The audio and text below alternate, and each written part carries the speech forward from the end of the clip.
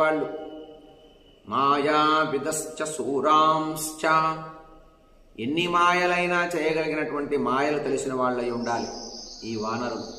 శూరాంశ్చ, ఎంత శూరులు అంటే ఇంత అంతా వేగం కాదు, ఇంత అంతా బలం కాదు, అంత వేగమైనటువంటి పరాక్రమం కలిగి ఉండాలి.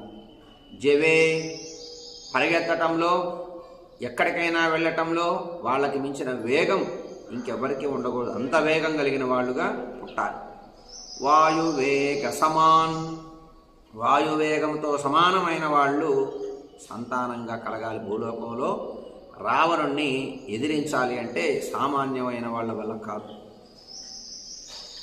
అంతేనా, నయజ్ఞాన్ బుద్ధి సంపన్నాన్, చాలా బుద్ధి కుశలతతో ఉండాలి. నీతి కూడా ఉండాలయ్యా, నీతి తెలియాలి, నీతి పాటించాలి. నీతి నియమం పాటించే గుణం కలిగి ఉండాలి, బుద్ధితో నడవాలి, పరాక్రమంతో ఉండాలి. విష్ణుతుల్య పరాక్రమాన్, విష్ణువుతో సమానమైన బలం ఉందే వీళ్ళకి అన్నట్లుగా ఉండాలి. వానరులు కూడా సామాన్యంగా ఉండకూడదు. అసంహార్యాన్, సంహరించటానికి కూడా వల్ల కాకూడదు ఎవరికి, అంత పరాక్రమం కలిగి ఉండాలి, విష్ణువుతో సమానమైన బలం కలిగి ఉండాలి. అటువంటి అంశాలుగా భూలోకంలో పుట్టాలయ్యా అని బ్రహ్మదేవుడు దేవతల్ని ఆజ్ఞాపిస్తున్నాడు, సూచిస్తున్నాడు.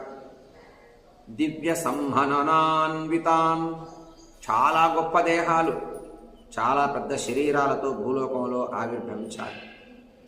సర్వాస్త్ర గుణ సంపన్నాన్, అనేకమైనటువంటి అస్త్రశస్త్రాలని బాగా ప్రయోగించడంలో తెలిసినటువంటి వాళ్ళై ఉండాలి.